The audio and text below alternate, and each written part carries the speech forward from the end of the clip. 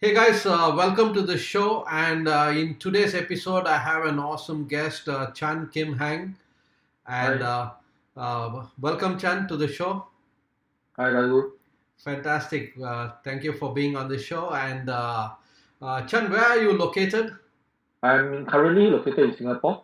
Okay, fantastic, fantastic. And I too live in Singapore. Very good. Yeah. So, since how many years have you been into financial advising? Uh, I joined the industry in 1999. Mhm. So that's about, what, 21 years? Yeah, Yeah, 21 years. 21 years, more than two Mm. decades. Wow, fantastic, fantastic. Still learning a lot. Still learning. Yeah, all of us. Yeah. And so, what do you do exactly? Okay, I'm in the independent financial advisory. So quite similar to most financial advisors out there. Hmm. Uh, Basically, we're doing cash flow analysis to our clients, so helping them to establish their financial goals. At Hmm. the same time, look out for the gaps and tell them to look for solutions to fill up all these financial gaps. Hmm. Yeah.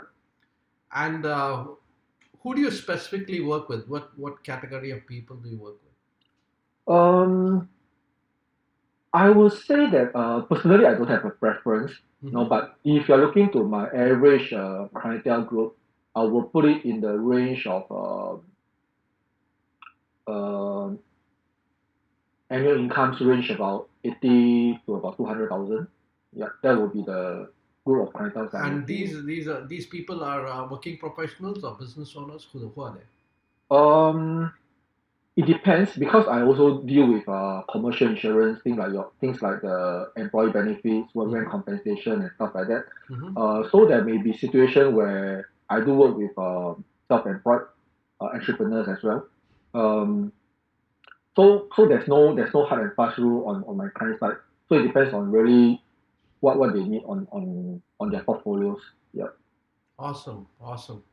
Mm. So, what brought you into this field? Wow, that's an interesting question. Okay, so I actually joined before this industry. I was actually doing engineering because I was trained in electrical engineering. Hmm. So before I go into that, so I just want to clear one myth that coming to this industry, you don't need to be someone who is finance or business trained. No, Yep. engineering people like ourselves. I think you're an engineering person as well. Hmm. No, so we Yeah. can come into this industry. Yeah. So I actually entered the workforce in 1998. Hmm. So if you still remember, back then was the Asia financial crisis. Yeah. Yeah. So I got my first job in engineering, but I noticed on my first day, the people over there they didn't really like me. Wow. Okay, so I thought, hey, it could be my problem lah. Okay, so I can't, no, not everybody will like me, you see. Uh-huh. So after a while, then I realized actually one of their colleagues were asked to go. Okay, it was retrenched. That guy was in Okay. the 40s. No, so at the 40s he was getting one of the uh, highest paid for his category, for his Mm. tier. Mm. Um, so I was asked to go in and replace him. So they Okay. thought, yeah. So they thought, I in a way I caused his friends Mm. to lose his job. Mm. But luckily after a while, then they understand the situation that no, I'm not at fault for such a situation, and they Mm. understand Mm. uh, such replacement is going to be very common, Mm-hmm. not just in the Asian financial crisis, but even today, uh, even prior to COVID, we have seen um, retrenchment of the so-called uh, mid-age, Mm-hmm. mid 30s to 40s Mm-hmm. age group of people. Yeah, so I was in my 20s then. So the first thought that came into my question after a while, that was when I asked myself, do I want to be in the same situation like him? Like the guy in my 40s. You know, um, do I want my career and my job to be under someone's control? No, Mm-hmm. because to me it's very simple. Mm. If someone is giving me a paycheck, Mm-hmm. okay, he can take away that paycheck as well. No, so my Right. job security, quite ironic is that people feel that our career there's no financial security or job security. But I always tell people, if you really understand our career, to me is financial security and job security is definitely there. Because technically speaking, nobody can sack us. No, Yeah. no, our clients may sack us because our service is not good. But I always tell them, then you deserve that. You deserve to be sacked because your service is not good. Yeah. But you're doing your job. I think as far as you are looking at it, my company can't sack me. Okay, unless it's due to compliance reason, for example. Yeah. No, other than that, that's why I always tell them financial security is, job security is there in our business. Okay, as far as financial security is concerned, um, I'm worried lah if I'm getting a paycheck because like I mentioned, if I can pay you this amount, I can take it away as well. No, but in our case, I doubt so. No, I doubt so. So as our clients grow, our income is going to be there as well. And that was when I was thinking, should I want to be in such a situation at 40s? So of course the clear answer is no. And then I was thinking, okay, what else can I do? No, so I was in two thoughts. I was thinking, um, okay, back then I was thinking either MLM, okay, property or insurance. Okay, but some reason, I actually mentioned the details in my blog lah. So I'm looking for something that is well established. The industry must be well established. Okay, it must be well controlled. So I'm not looking to something that any Tom, Dick or Harry can do their sales or can market their product. No, so you can't you need certain certification to certify that hey, this person is eligible, knowledgeable enough to do certain tasks, to advise you or do certain to give you a certain advice. So I want something that is regulated. Yeah. So the long and short is of course I'm here in this industry. Yeah. So honestly speaking, when I first came in, it's just another job. But after a while, when you start to make claims for your clients, and you see how your check actually helps them through their time of difficulties, especially when critical illness and they may lose the job at that point of time, and when you issue them that 100, 200, or even 300,000 claim check, uh, I'm glad we are there. No, not just I'm there, but people like ourselves, financial advisors, we are there in that situation to help these guys to tide over that difficult time. Yeah. So in short, that's how I come into this industry. That's a really awesome, inspiring story you have there. Fantastic. So during this time of crisis, what is that you're doing during this lockdown? Okay, for the earlier part is really getting used to working from home. Okay, I would say working from home. In a way, people like us, we are always mobile, so working from home is very common for us. But when you want to have working from home and home-based learning together, that's a different challenge. Where your time is going to be split between ourselves and our kids. So getting used to that is a challenge initially. Then of course, getting to new workflow. Okay, especially the non face to face where the COVID, the circuit breaker came in. So different insurer because for myself, I don't just work with one insurer. No, I work with different insurers, at least like 5 to 7. No, so each company they have their own different SOP. No, at our company we have our own SOP as well. So and because it was a very initial stage, the changes were quite regular. No, so while you're just trying to get used to one system and then the insurer say, hey, we are making changes to to another thing. So that was the initial part. And then getting Zoom in place, not just for ourselves, even for our clients, or whether they are getting used to it or not. So these are the initial changes and challenges. But once things goes on, even like right now, I think we are almost back to normal. Um, so most of our presentation are going to be done via Zoom. Application Mm-hmm. will be electronically done. Yeah. So we thank technologies for that. Okay. And along the way, I was also, in fact, over the last 2 or 3 weeks, it's also part of my. I feel that I have the need to return to the industry as well. So I actually had a few sessions with people like ourselves, financial advisors Mm-hmm. from different companies, to show them how you actually do social media prospecting. Mm-hmm. Okay, instead of ourselves. Okay, Mm-hmm. instead of maybe engaging some someone to do it for you, Mm-hmm. and uh, certain part of the business we can manage it ourselves. Mm-hmm. So these are the things that I was doing, and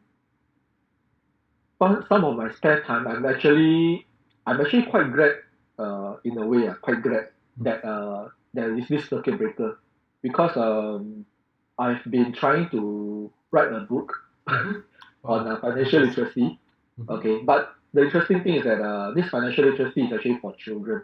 Okay, so Okay. it's not for people like ourselves, where you're talking about bonds, equities, and whatsoever. So Mm. these are very simple, habitual kind of savings uh, stuff.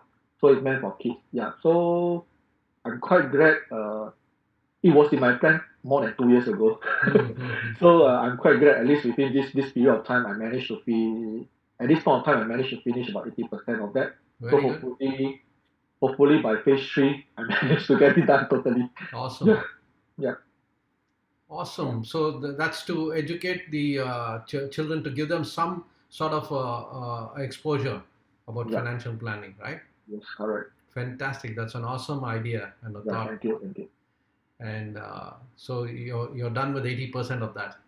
Yeah, almost 80%. Good. Very good. Fantastic. Awesome. Yeah. Uh, we'll be looking forward for that to come out. Hopefully, I'll let you know when it's out. Yeah. Yeah. Children will benefit. Children will benefit from Yeah, that. Yeah. thanks. Mm. Awesome. Awesome.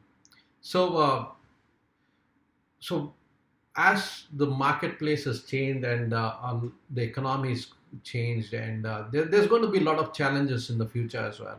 Mm. So how are you geared up to meet those challenges? Okay, getting up to the challenges, I would say that if you're looking to the current situation, Hmm. I'm not sure how far we want to look at, because honestly speaking, I don't think we are out of the situation yet. No. So, but if you're looking to the current situation, and I would say that I'm quite glad that I actually went through Asia financial crisis, the tech bubble burst, global financial crisis, and of course SARS. No, people like ourselves as well. So one thing that actually taught us throughout all these crises is that you just have to be very adaptable, Hmm. okay, ready for change, willing to accept change, uh, and sometimes you don't ask questions, you know, you just got to go with the flow, and then fighting along the way. Yeah, but that doesn't mean that no, you go in without thinking. Mm. Yeah, so you have to take a calculated risk as usual. Hmm. Um, know what you're doing. Most important is willing to make the changes. Yeah. Fantastic. So I think that's what is important. Not just moving out from here, but Hmm. I mean in future, if we are looking to any touch wood, if there's going to be another crisis coming in, these are the necessary things that's going on. And I think this crisis also show us how important is the technology. Which in the past, a lot of people I spoken to, they are in fear of fintech. Mm. They're always thinking that, hey, fintech is going to replace us for whatever reason. Hmm. But you realize that, hey, actually, uh, no doubt about that. Certain part of our roles may be replaced by fintech. But to me, that end of the day, our business is something that's very relationship based.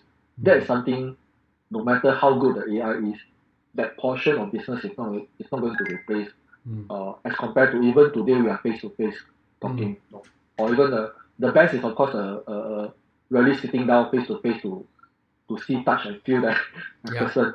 Yeah. But I mean, I don't know about you, but I think for me is that I would rather face to face via Zoom talking to you than talking to AI. So Absolutely. yeah, so I think we got to embrace fintech, embrace the changes, look into what are the tools that can actually help us uh, grow our business. Yeah. Absolutely, rightly said. There's no other thing that can replace this, one-to-one relationship. Yes. No AI can replace that. Mm. Absolutely, well said, Yeah. well said. What's your personal vision for the future? Okay, my personal vision, I'll put it as more professional based, not so much on personal. Hmm. Uh, because currently I'm actually having my own team of advisor. I'm Okay, always recruiting.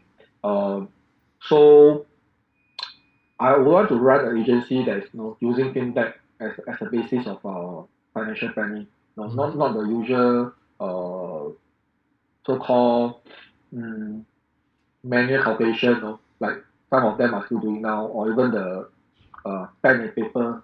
hmm, To me, is uh, sometimes you look at it, it's quite sad. No, especially when either the authorities or even ourselves, we want to be seen as a professional. No, but certain things are not done professionally. hmm. No, we are still doing a lot of um, how I put it, Manual work, is it?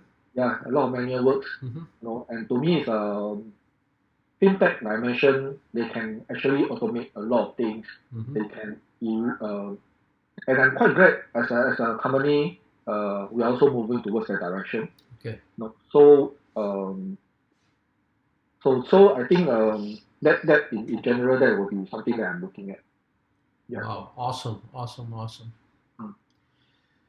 So, what would be your advice to a newcomer to the financial advising industry?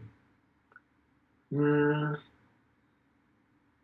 okay, I would say first willing to learn. Hmm. Okay, never stop learning. And don't be shy to tell clients that I don't know about certain things. Yeah. No, and I always tell people today, our clients are much smarter than us. Mm. No, sometimes they come to us, they already know what they want. Yeah. No, they just come here and say, hey, are you as knowledgeable as me? Mm. Or are you in sync with me in terms of values and beliefs? Hmm. So that is really what some of these people they want. Hmm. Um, and I think one of the advice is that it will be good to look into one of what is your top 20% of your clients. Mm.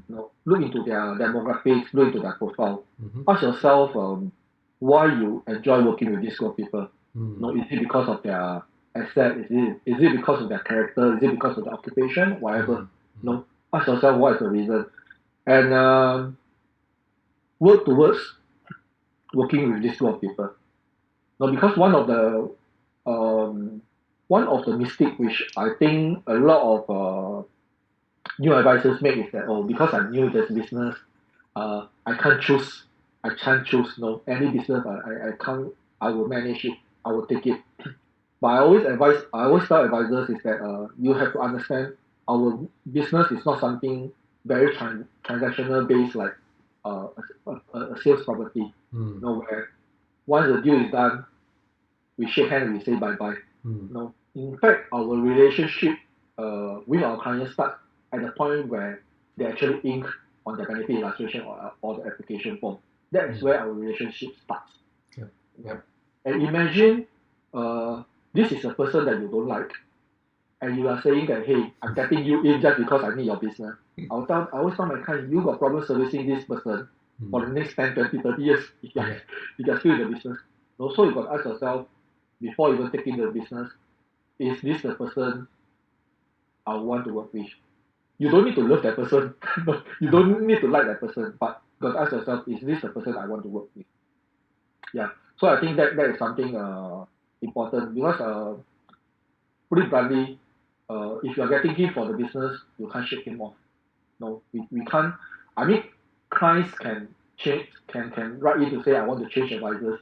No, but in our capacity, we can't do the opposite. We can't write in to say I don't want this client. No, so that is things that you may want to think about. Yeah. So it's interesting that you also mentioned that not only educating the newcomers to the financial field, for the financial advising field, but as you said that you're writing a book for children on financial Yes. planning. So what gave you the thought? Why did you think of doing that? And what's the reason for that? Okay. Because since 2009, I'm actually doing financial literacy for children as young as maybe P1, P2 to all the Hmm. way to institution of higher learning. In Hmm. fact, I was working with another institution. So in Hmm. fact, those who are in the poly right now, they actually have to take a so-called non-elective module. So the engineering students they have to take a business module. Hmm. So likewise for the business module, business students they have to actually take a engineering sort of module. So I was quite glad that actually we managed to do one module for MYP. So that was sometimes I think it's about 2012 or around that. Yeah. Then so my interest is always financial literacy for children because to me it's end of the day financial literacy is a belief, is a value. Hmm. No, it depends on even from day one, our family values, what is the family values to us. So Hmm. these are things that actually guide us along our way in financial literacy. Hmm. And if you're looking to today's article, whether from the authorities or either even as individuals, people are saying that hey, Singaporeans are not financially literate, Hmm. and you don't start that at age 20, age 30, or age 40. Okay lah, maybe age 20 is still young. Hmm. No, but you don't start in age 30 or age 40 and even age 50. By then, to me, it's never too late to start. No, but I would definitely say much better if it's earlier. Hmm. So to me is that and financial literacy is always about values like I mentioned. It's about culture, it's about habits. So just like any habits, the earlier you pick up is better. Whether it's good or bad Hmm. habits. So uh, if you're looking to children, that is where you can really cultivate them into having the simple habits of save before spending, for Hmm. example. Yeah. So with that, um, I thought working with them is quite interesting. Then and also working with this institution, I was quite privileged, to work with some of the lower income groups. Okay, and then giving some financial literacy session, and this is a joint session between the parents and the children. Hmm. Okay, to a certain extent, I noticed that and the parents are usually in their 30s and 40s, and by then you'll find that their mindset on financial literacy is really firm up. It's very difficult for them to say, uh, we are not even talking about wealth accumulation. Hmm. We are even talking about just getting out of that environment. It's Hmm. going to be very, very challenging Hmm. Hmm. to get to this guy. Yeah. Um, but you see hope in the the new generation. And in fact, the kids, you will be surprised. The kids, their financial literacy is so much better. Hmm. And I give you one example. There was this topic on the children where I was having is on good and bad debt. Hmm. Hmm. So I went to one of the so-called atas school around Bukit Timah. Okay. So as usual, I'll ask them, okay, do you know what is good and bad debt? No.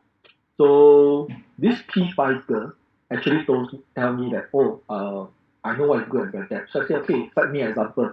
Hmm. So she actually mentioned that, oh, my dad bought this property, took a 1 million loan, and then rent it out, got a rental income, a passive income. So yeah, that's a good debt.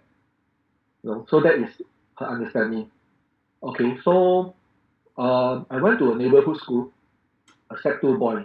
So same question, tell me what do you know about good and bad debt. So it was quite silent for a while, and then finally one guy came out and said, yeah, yeah, teacher, I know what is good and bad debt. They said, okay, same thing, share with me. So he came in and said, oh, my neighbor actually borrowed from the loan shark. So he can't pay. And then the loan shark scratched his door with pain and all these things. So, and that is where you also start to think, uh, nothing wrong. Both are correct. No, and yes, you actually, even though the topic is on financial literacy, then you got to bring even one step further to even this is more like social skills. Mm. No, should you be borrowing from loan shark? No, it's illegal and whatsoever not. So you find that it's a misconcept or misconception that financial literacy is something that the older you are, the better you are. Mm. So that's not usually true. Yeah. So a lot depends on your Yeah. your environment and your family situation and a lot of things like that. So that is why I thought it would be more interesting to work with the youth, and to me that the younger the better. No, and I Mm. was having this talk with one of my clients who is in the preschool. I was starting, she was asking me, she said, hey, P1 can do financial literacy. What do you all learn? So I told her, I said, in fact, if your students in nursery can count 1 to 10, I think that's a good time to learn about financial literacy already. It's just a question of how you are going to stage that level. And also, so the challenge for us is really to say Mm. how we going to contextualize a adult topic like financial Yeah. literacy Yeah. to a children's level, especially when you want to talk about, touch on things like investment. How Yeah. are you going to do that? So Yeah. I always tell them, at their stage, the best investment is going to be their education. Yeah. That is the best investment. Yeah. Yeah, so that's where I thought, and this book is also to not just only for the kids, but it's also to guide the parents to say, how Mm. am I going to coach my kids to have this habit of um, savings and managing their cash and all these things, which to me is something important because especially today where a lot of money is even digital. You don't Mm. see that physical money, and Yeah. you don't really feel the pain when you spend it. No, Yeah. because you don't see it. No, unlike where today you're going to buy something, you physically pay that person $100 as compared to do a fund transfer of hundred Mm. dollars. Emotionally, it's very different. Yeah, so that's why I thought, yeah, working with this group of people will be interesting. Yeah. Awesome, awesome, awesome thought you have and awesome vision there for educating the children. That's fantastic. Awesome. Yeah, So, thanks. if somebody wants your services, so how they can contact you? Okay, they can always go to my blog, okay, myifa.sg, myifa.sg, okay, Hmm. or they can just drop me an email, Kim Heng, KIMHENG, at avadis.com. Yeah. Avadis is spelled as my virtual background, Hmm. ABALLIS. Yeah. Awesome, awesome. It was great talking to you, Chen, and a lot of insights and a lot of wisdom Same there. here. And thanks for sharing your story and how you want to impact children's lives as well. And you're doing an awesome job there. So I wish you all the very best in the future. So keep doing that awesome job and keep making a difference in a lot more people's lives. And thank you for being on the show. Thanks for inviting. Hope Yeah, to catch up with you again. yeah. Thanks. See you. Okay, see Bye. you. Bye. Bye.